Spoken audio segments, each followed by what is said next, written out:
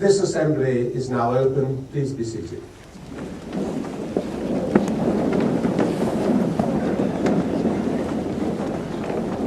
Chancellor, honoured guests, ladies and gentlemen, it is my great pleasure to welcome you all to the Defence Academy of the United Kingdom for the Royal Military College of Sciences Graduation Day of 2004. You can all rest assured that as this is a day for the graduands, I will follow the motto of my corps and be swift and I hope sure in my remarks. By now my L plates should just about be off, as this is my third graduation. You, of course, ladies and gentlemen, will be the judge. This is a very special and proud day for the graduands themselves. It marks the culmination of 3 years' hard work. Well, at least for most it is. Experience suggests that this work has not entirely been evenly spread over the whole of that period. Whatever, you are here today. My warm and sincere congratulations to you all. At this time, it is important to acknowledge the support and encouragement of the families and friends in the audience who should take personal delight in the success of their graduand. They must allow themselves a moment to be proud of the encouragement and support they have given, and possibly the sacrifices that they may have made in order for this day to arrive. It is also an incredibly proud day for the civilian and military staff, as it represents the culmination of much hard work. The achievement of the military and civilian staff is all the more notable when placed in the context of the huge amount of the College of Science at the Defence Academy. I would particularly like to welcome you, Lord Vincent, as our Chancellor, and Lady Vincent. Your presence is particularly meaningful for this campus in view of your distinguished military career, in which you rose from National Serviceman to Field Marshal, passing through RMCS in various roles and finally as Commandant. My Lord, it is a real pleasure that you were able to preside over our graduation ceremony.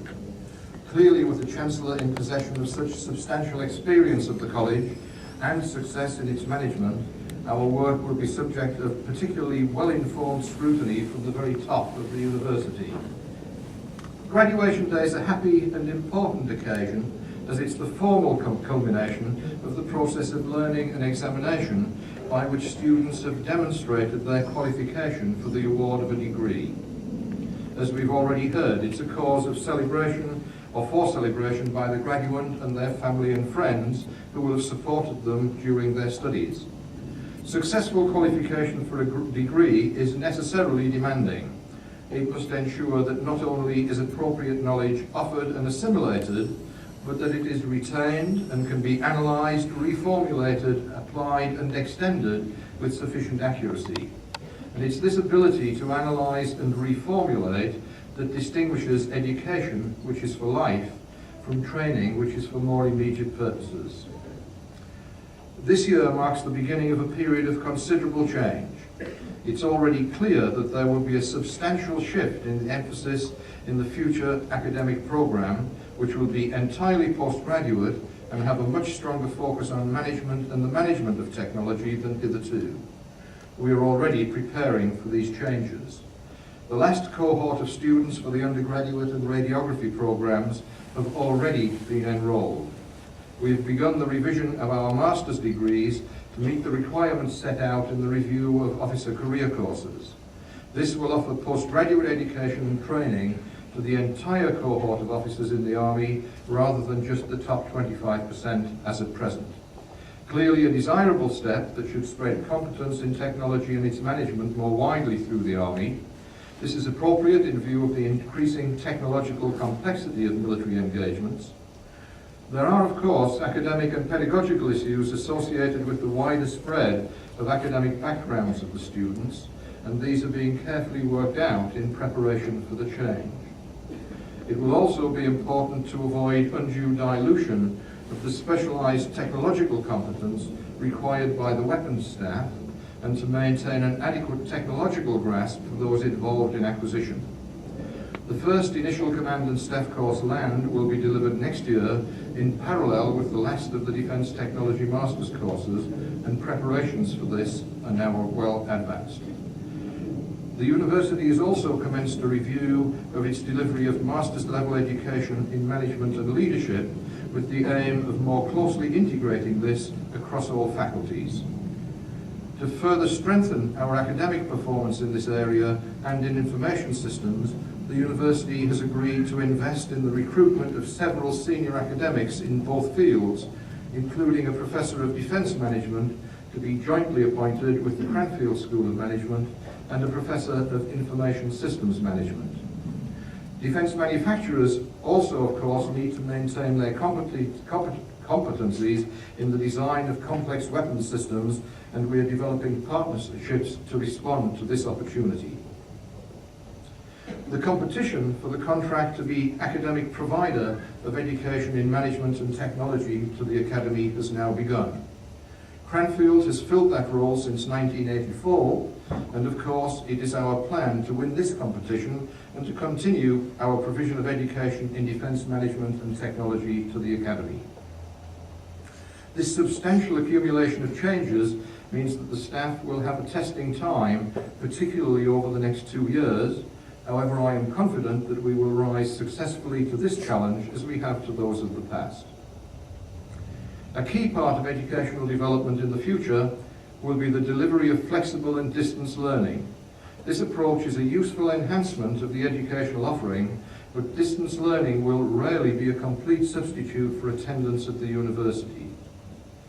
Paramount in introducing ventures of this type is that the quality of education is maintained and, where possible, improved and extended.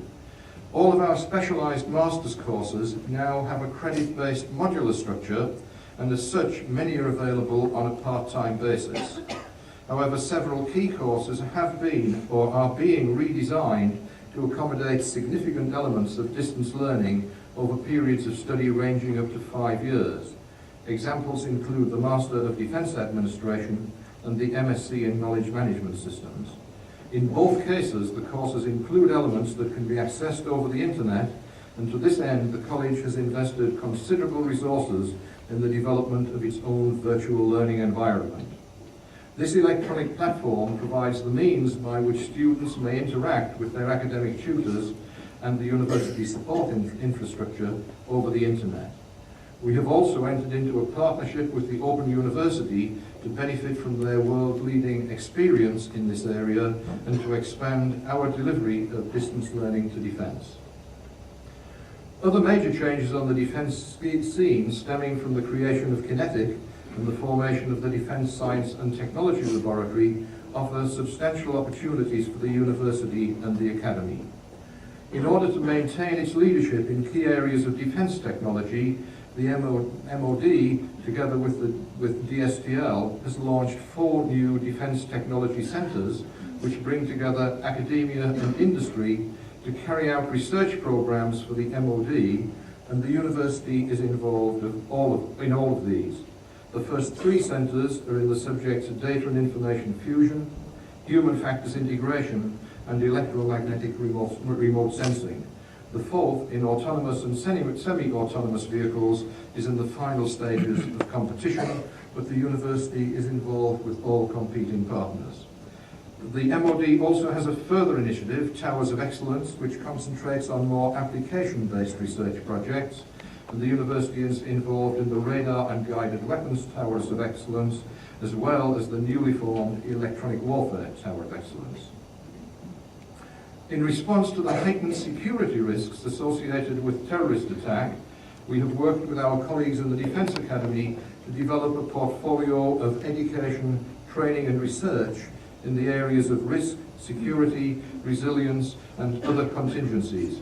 An important element of this is a contract from the European Union for the development of a Europe-wide information and communication technology system to support response and rescue operations in case of large-scale, possibly transnational emergencies.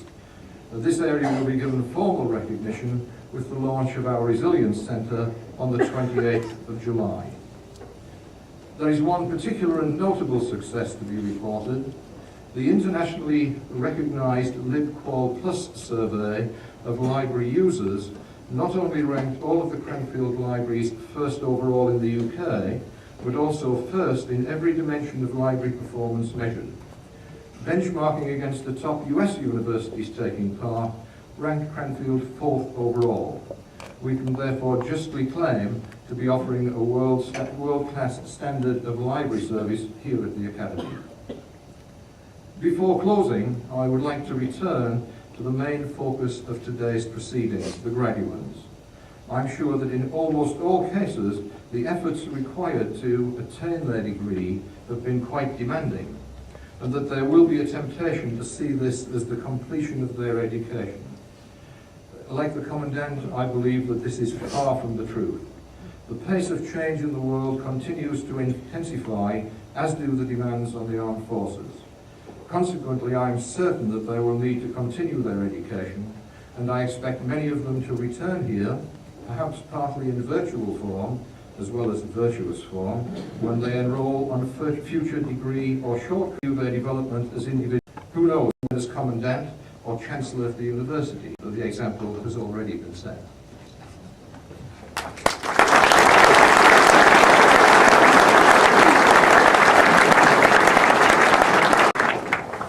On the Associate Dean undergraduate degrees. Information System, second class divisioners, John Adrian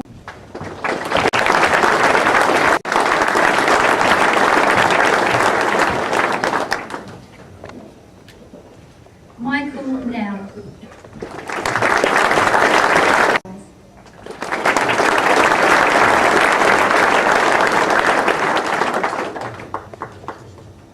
Lucinda Martin, winner of the third year Cranfield.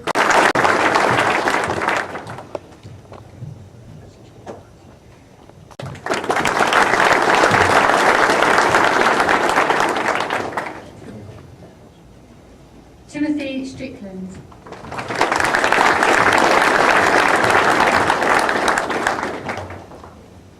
First class honours, Andrew Brandhill, winner of the Siemens Business Services Prize and the third year Cranfield College Prize.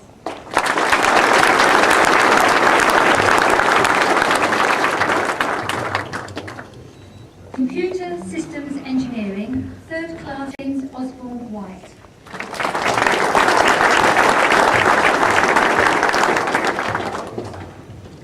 Second class Division 2 Honours, Officer Cadet Adrian Ford. Aerospace, defence technology and academia at the highest level, both as an individual innovator and as a leader. He left Austria as a 10-year-old refugee in 1939, coming first to the UK. At that time, he was enormously impressed by the courtesy and civility shown to his family by British citizens, and this affection for the United Kingdom has stayed with him since then. With other refugees, he was evacuated to Canada in 1940 and then moved to the USA with his parents in the same year, becoming a US citizen in 1945. He earned a bachelor's degree in physics from the University of California in Berkeley in 1951 and a PhD in physics from the Massachusetts Institute of Technology in 1954. As a postdoc, he served as acting chief of the neutron physics group at MIT between 1954 and 55, a very demanding appointment for an immediate postgraduate. Between 1955 and 1969, Dr. Mark was associated with the University of California, both at its Berkeley campus and at Livermore, California. He served as professor of nuclear engineering and department chairman at the University of California in Berkeley, and as a research scientist and division leader at the university's Lawrence Livermore National Laboratory. At this time, he led research groups working in nuclear and atomic physics, and also contributed to astrophysics and to the development of instrumentation used in testing of nuclear weapons. Having demonstrated his strength in both research and the leadership of research, Dr. Mark then moved on to be director of the NASA Ames Research Center in Mountain View, California, between 1969 and 77. During his term as director, he supervised the management of the Pioneer Planetary Exploration Program. Pioneer 10 was launched on March 2nd, 1972, and became the first spacecraft to fly past Jupiter and the first man-made object to leave the solar system. As a result, it may well endure longer than the solar system, or indeed the human race.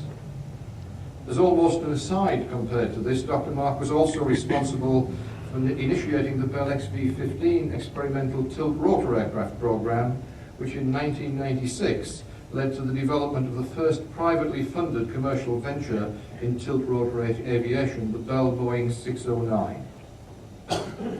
In April 1977, he was appointed Undersecretary of the Air Force and Director of the National Reconnaissance Office in Washington by President Jimmy Carter.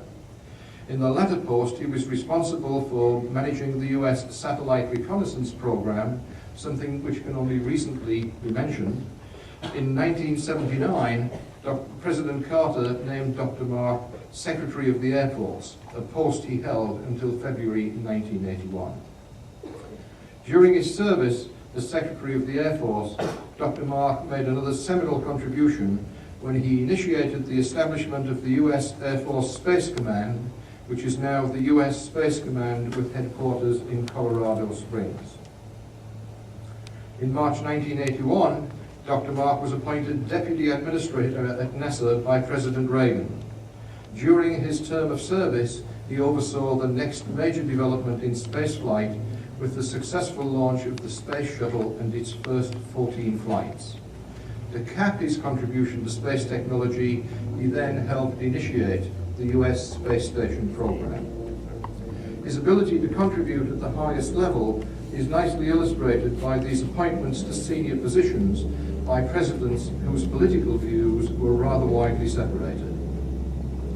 A change of topic and milieu followed when in September 1984 he was named Chancellor of the University of Texas System and served in this capacity until September 1992. The University of Texas System is large, consisting of 15 separate institutions, 9 academic campuses, 4 medical schools, and 2 research-oriented hospitals. 2 of the academic campuses, the University of Texas Pan American and the University of Texas at Brownsville, were added to the University of Texas System during Dr. Mark's tenure as Chancellor. Under his leadership, the externally funded research performed at the University of Texas System campuses increased from $270 million in 1984 to $600 million in 1992.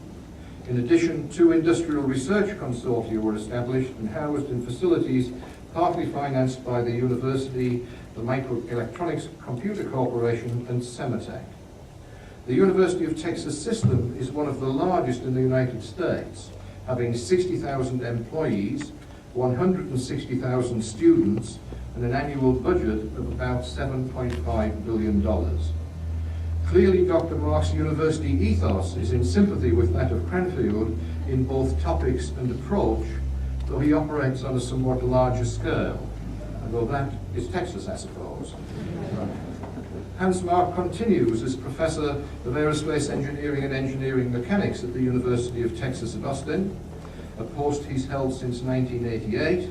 Since 1992, he has also held the John J. Marchetta Centennial Energy Chair in Engineering, and since 1990 has been associated with the university's Institute of Advanced Technology as a senior research engineer. The university, our university, Cranfield, has a memorandum of understanding and cooperation with that particular institute. In that capacity, he continues to work on advanced weapons systems for the US Army. In June 1998, Dr. Mark took leave of absence from the university, though long past the United Kingdom retiring age, to return to the Pentagon to serve in the Department of Defense as Director of Defense Research and Engineering. In that position, he was Chief Technical Advisor to the Secretary of Defense and the Undersecretary of Defense for Acquisition, Technology and Logistics. He returned to his post at the university in March 2001. Dr. Mark is married to Marion, Also Dr. Mark, who is here with him today, together with other members of his family, which include yet another Dr. Mark. So 3 Dr. Marks in all today.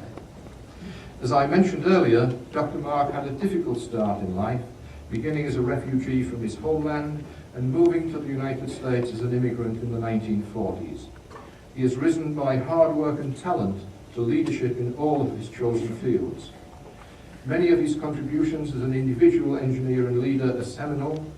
He has led very large engineering institutions which have achieved extraordinarily difficult and novel missions, led one of the largest universities in the United States, and contributed to defense and government at the highest level under political administrations of quite different color. He is an example to which our students should look as they seek to rise to the challenges which will face them in the future.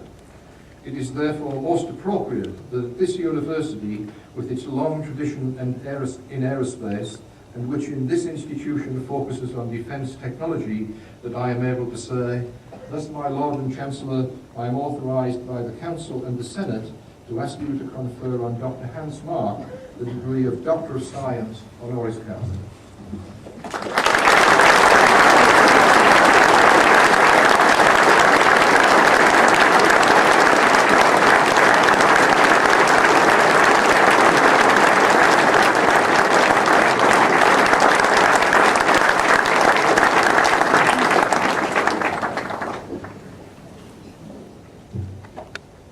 My Lord and Chancellor, Sir Roger, General Baxter, Vice Chancellor. I think the negative conclusion I can draw from Professor Hutchinson's introduction is that I have yet to learn how to hold on to a job. I don't know how much more time I'll have, but at least I still keep going. The other problem, Professor Hutchinson, you mentioned that I was appointed by presidents of different political opinions. There's also a negative to that, and that's that no one trusts you anymore. So, with that, I think I'm finished holding political office.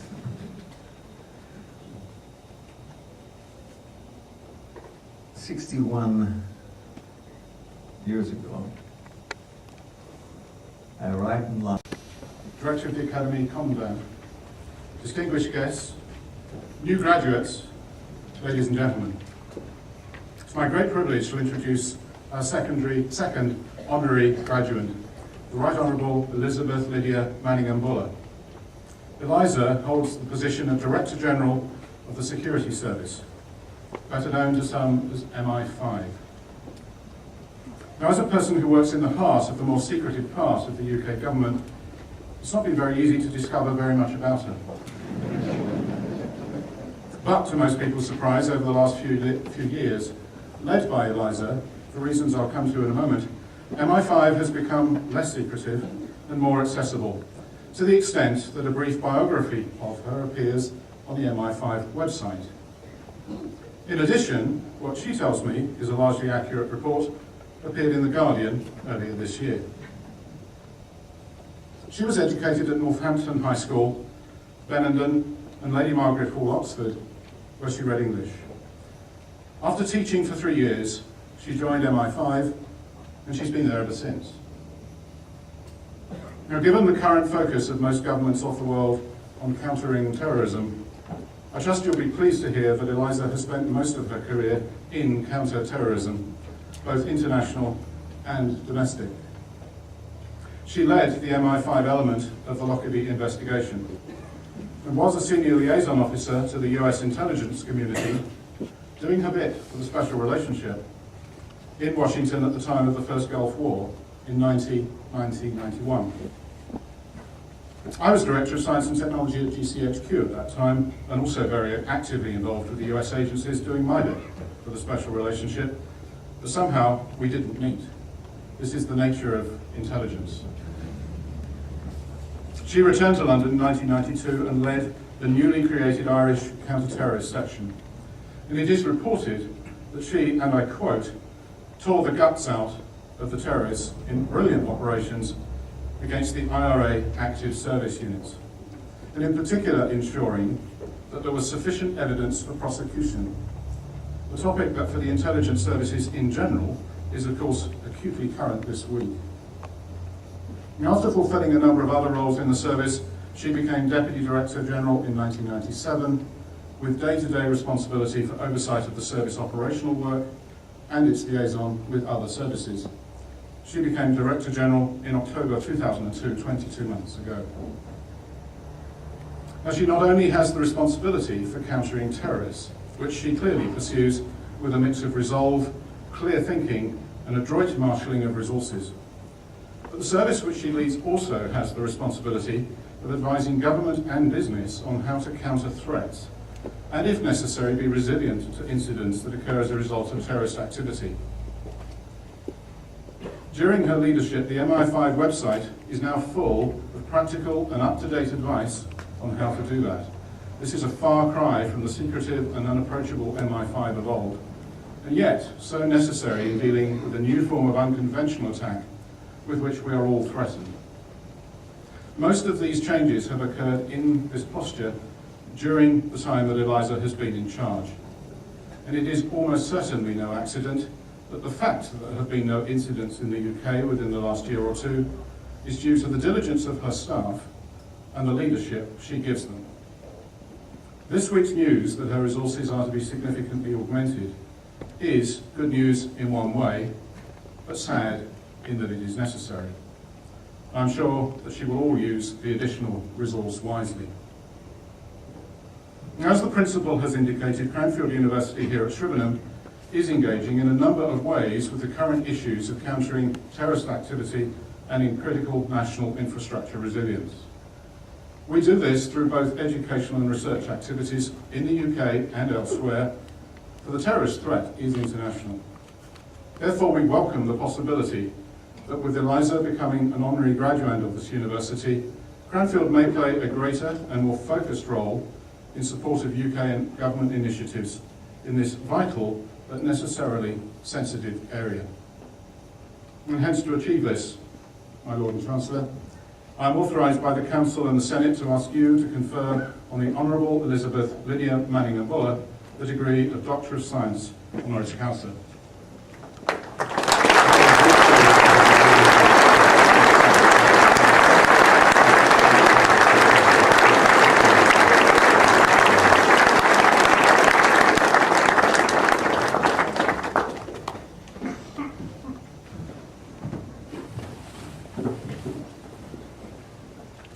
Chancellor, Commandant, Director of the Academy, ladies and gentlemen, it gives me enormous pleasure to be here, not least because it means I'm not in London for the day. And I would like to thank you very much for this significant honour to me, and by extension, I think, to my staff who work very hard in the defence of the United Kingdom.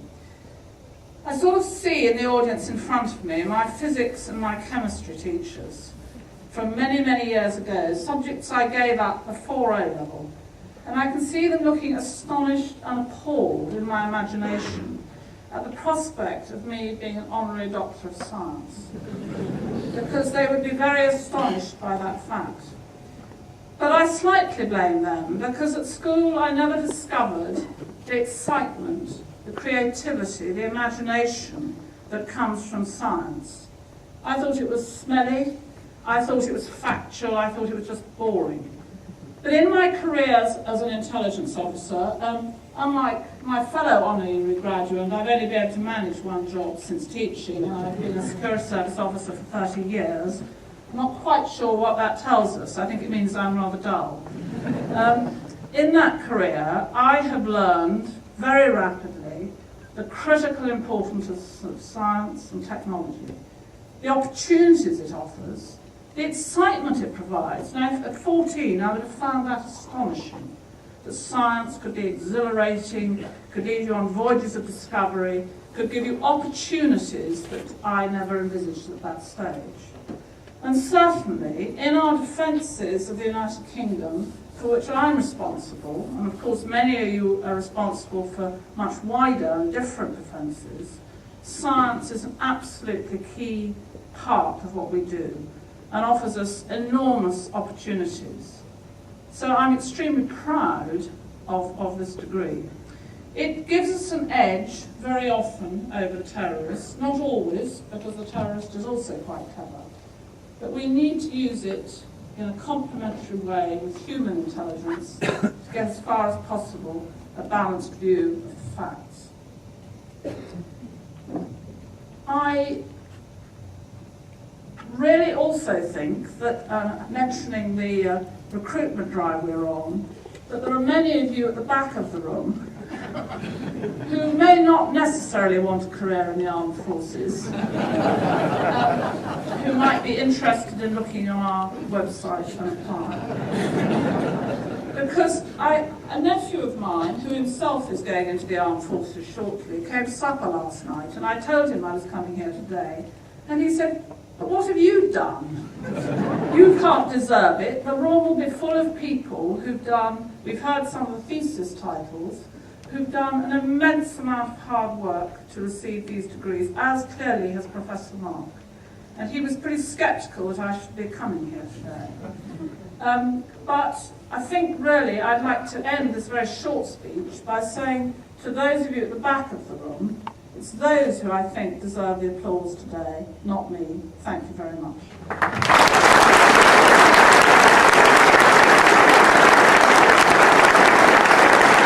This, at least for me wearing this, has been a long and warmish ceremony, and now is the time for you to go and savour your success with your families and friends. So you'll be relieved to hear that there is no long closing address from me.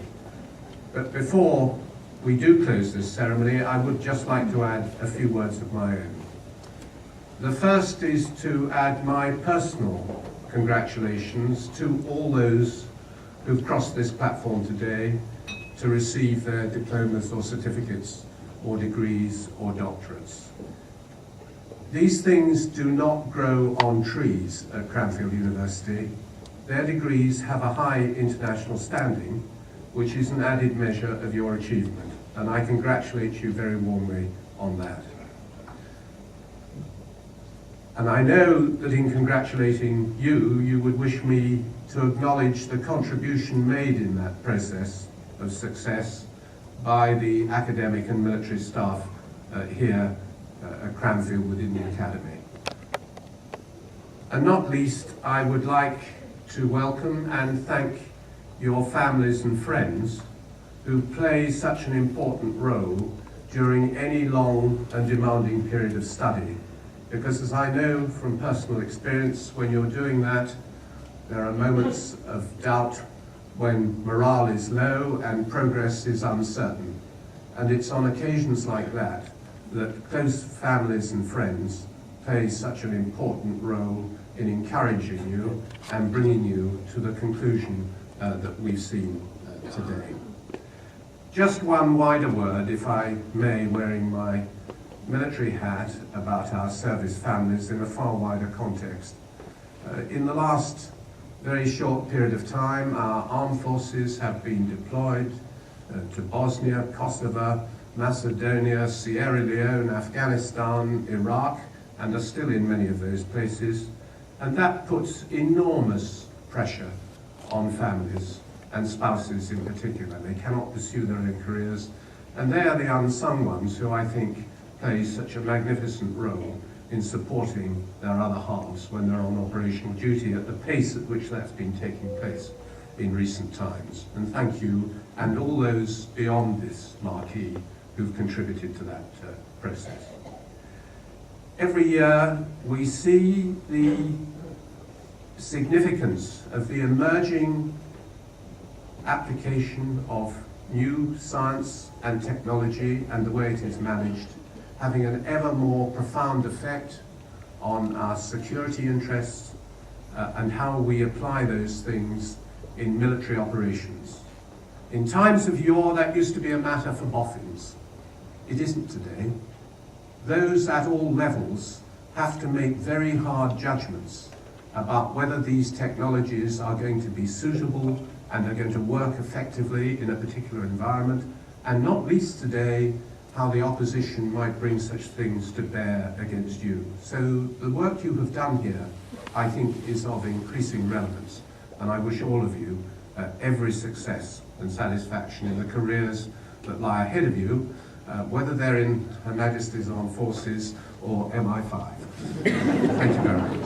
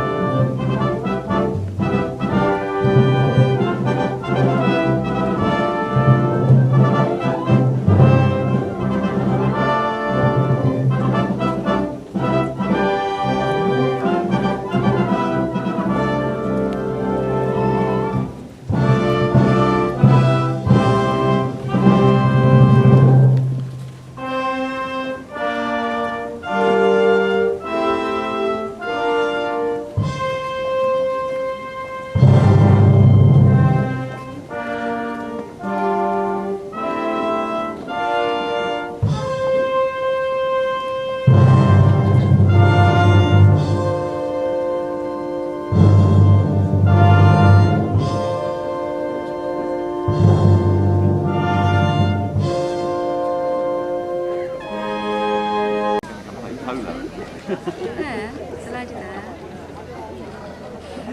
Like she turns around, coming down.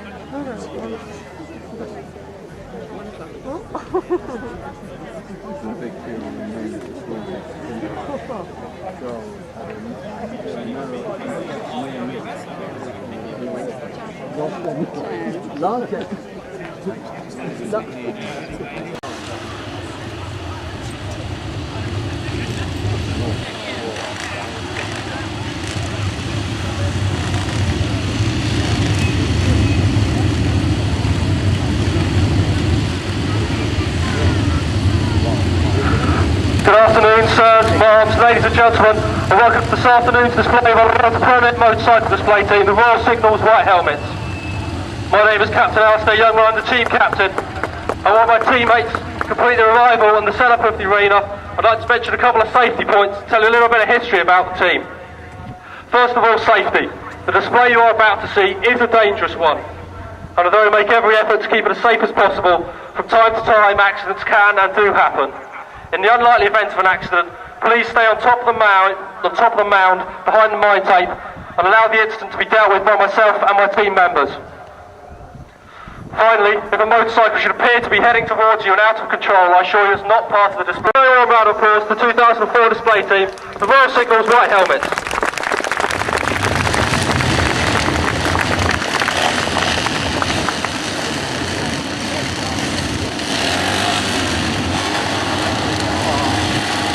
As I've already mentioned, the display we put on is a dangerous one, and the display you're going to see this afternoon has sadly had to be curtailed very slightly to cope with the wet conditions here. But in true military fashion, we're going to carry on regardless. We hope you enjoy what you're about to see. We start the display with the first of our high-speed crossover ride, Job Ride. Two of the team's more experienced members, Lance Corporal Dave Kuchek and Corporal Damien Chilton, are put duty for their own physical well-being and have volunteered to lie under the jump board and act as human ramps for their teammates to jump over. Out to the centre of the arena, we have Corporal Ian Dickinson, the jump master, keeping a close eye on things.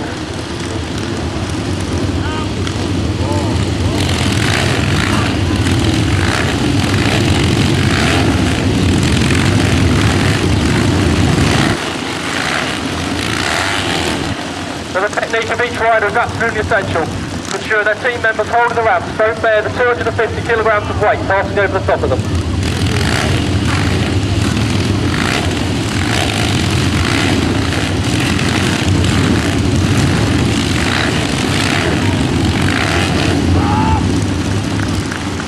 The timing and alignment of each jump is absolutely essential, as it's impossible for any of the riders to change their speed or direction once they hit the ramp.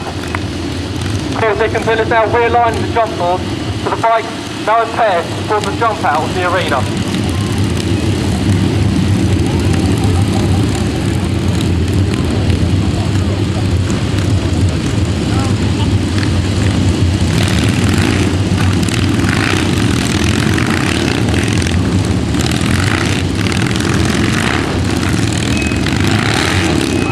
Ladies and gentlemen, the jump riders.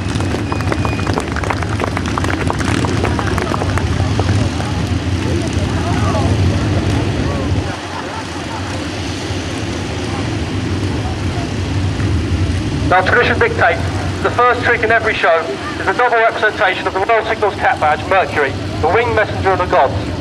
Our nickname of Mercury is Jimmy, and this trick is called Double Jimmy.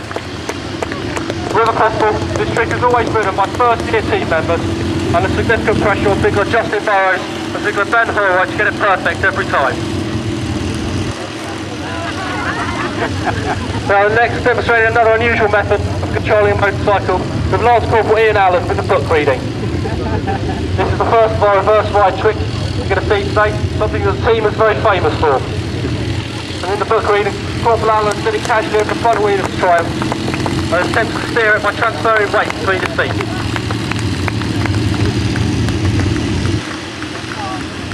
And next, we see Ziggler Gavin Paul with a throw. Ziggler Paul is another first-year rider, and this trick is an excellent demonstration of just how much confidence he's built up on a motorcycle in the last few months.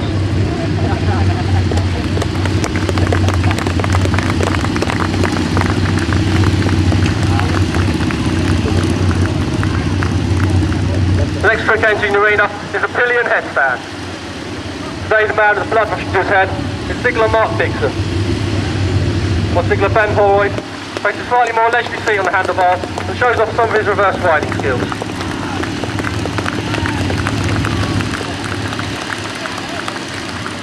So as I mentioned earlier, when the team was first formed in 1927, it consisted of a mixed display of horsemanship and motorcycles. This trick is a modern twist on one of the team's original tricks. Originally, the parallel bar would have been carried with two horses, while the gymnast, who today is Lance Corporal Rich Gibson, would have mounted the parallel bar to the pillion seat on a moving motorcycle.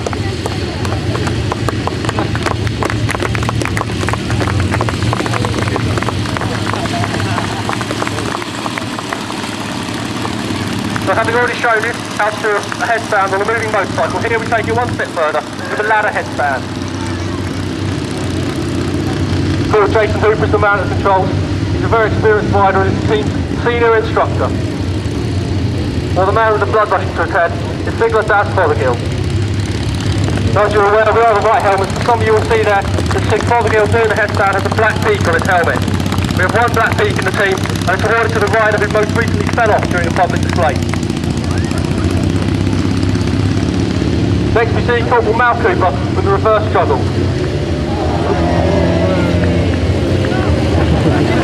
In addition to his not so good juggling skills, Corporal Cooper is also the team's senior mechanic, responsible for building, servicing and maintaining our entire fleet of Triumphs. Now here we take the reverse juggle one step further with a trick called the Court Jester. Now Sig Dixon put the juggle when he arrived in the team in January, and as you can see he's pretty good. He's placing all his confidence though in Lance Corporal Ian Allen to get him around the arena safely.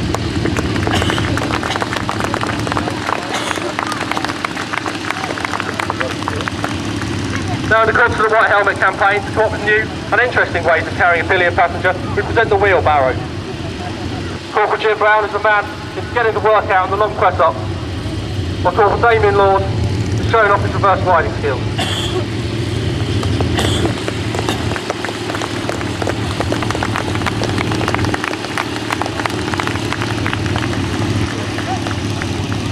Now at this point, ladies and gentlemen, there will be a short pause in the arena as we begin the set-up of the fire jump.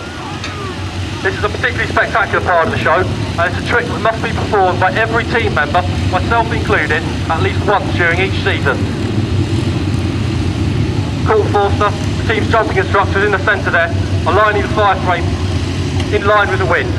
While that's going on, for Corporal Mal Cooper, the Corporal Damon Chilton showing exactly what these two 400cc Honda race quads are capable of.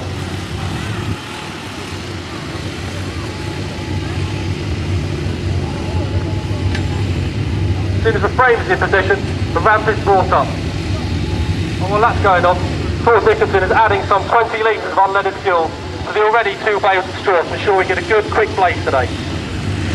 But I'm sure that from where you're sat on top of the hill there, you'll all be able to feel the heat of the fire when it gets lit. So imagine what it's like for our riders as they go through the flames. As soon as Corporal Forster is happy with the alignment and safety of the ramp and the frame, he'll call forward the fire license.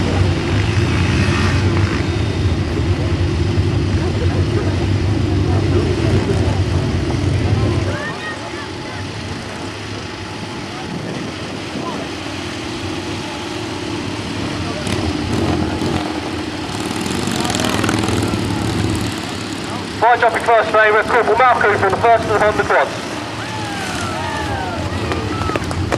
Following that, Sigler Ben Holroyd on the first triumph.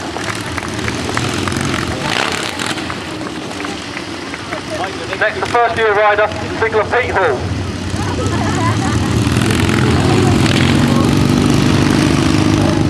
Following him with the team sergeant, Sergeant Bob Seidman. And on the final triumph, Lord Corporal Rich Gibson.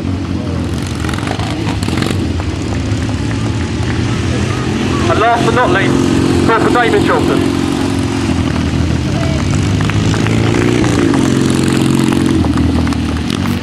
So altogether at this point, ladies and gentlemen, there'll be a short pause in the arena as we clear the frame, the ramp and attempt to extinguish the fire before we allow the display to continue.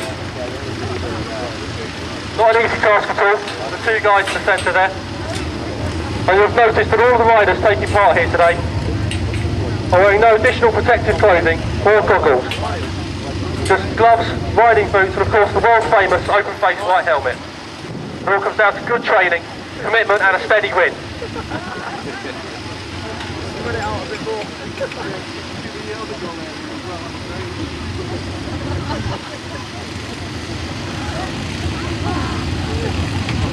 So wherever possible, the team likes to use British equipment.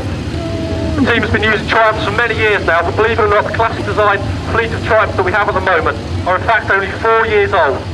All of the bikes that you see us using today were hand-built by the team from parts supplied by one of our sponsors.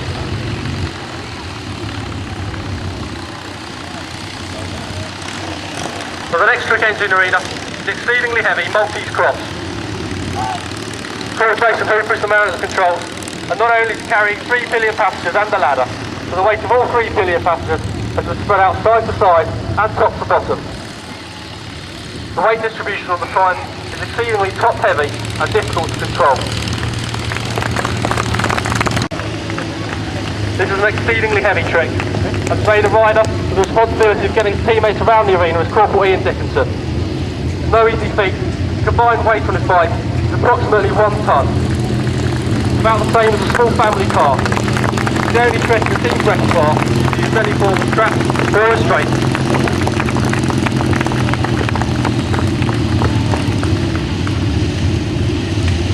Now next we see 2 of the team's resident ladder experts combining their skill, balance and a little bit of courage in a trick called the double ladder.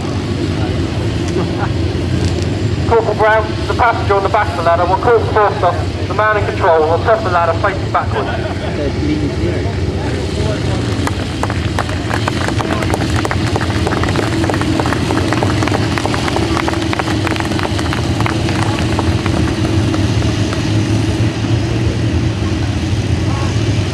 The next trick is the Cossack. Corporal Forster is the man at the controls, and his 2 passengers, Lance Corporal Dave Truchek and Sigler Justin Burrows, spread their weight out sideways across the back of the bike, forcing Corporal Fullerton to maintain complete concentration and more importantly momentum when making the turn at the end of the arena.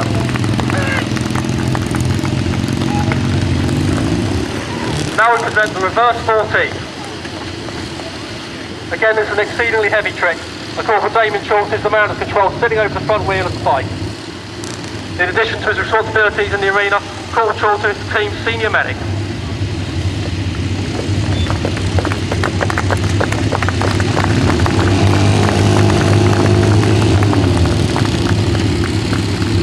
The next trick entering the arena is the hanging ladder, and it's an excellent example of the enormous trust and confidence that white helmets must have in each other.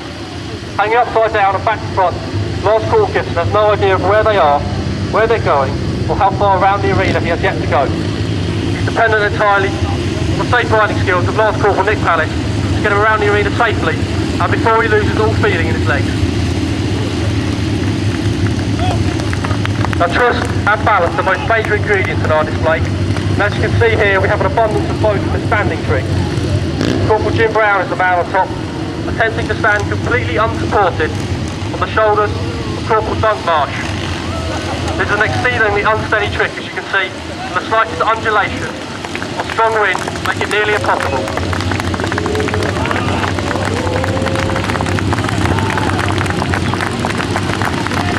The next trick entering the arena is the largest and perhaps most famous of all of our tricks, the 5-bike fan. Over the years, this trick has become recognised as the trademark of the white helmet, and it's the largest unsupported trick regularly performed by any motorcycle display team in the world. A trick that involves no ladders, straps or harnesses. It means the only thing holding it together are bodies, white helmets and willpower. A total of 15 men spread across 5 machines. The rider of the centre in the bottom is Lance Corporal Ian Allen, who, as well as steering the fan, is carrying the combined weight of approximately 400 kilograms on his shoulders. Now you may be wondering how we dismantle such a large trick, and the guys on top, there's only one way down. Now from all those people on 5 bikes, the sides and the team sergeant leads the team out in blocks to take the closing salute.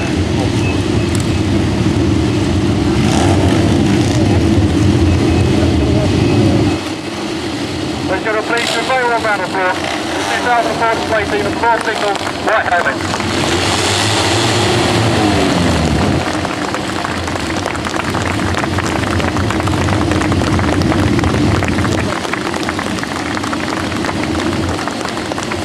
Now in turn, ladies and gentlemen, I've led very nearly over, not for a couple of the team's biggest show-off, a chance to demonstrate some of their individual skills. The first type of 50s that we use are notoriously heavy and difficult to wheelie, but we've got 3 team members here who reckon they perfected the skills and want to take this opportunity to say their own special farewell. Wheeling today in the centre with Lance Corporal Rich Gibson and Corporal Marsh, the Corporal Cooper on either side of them.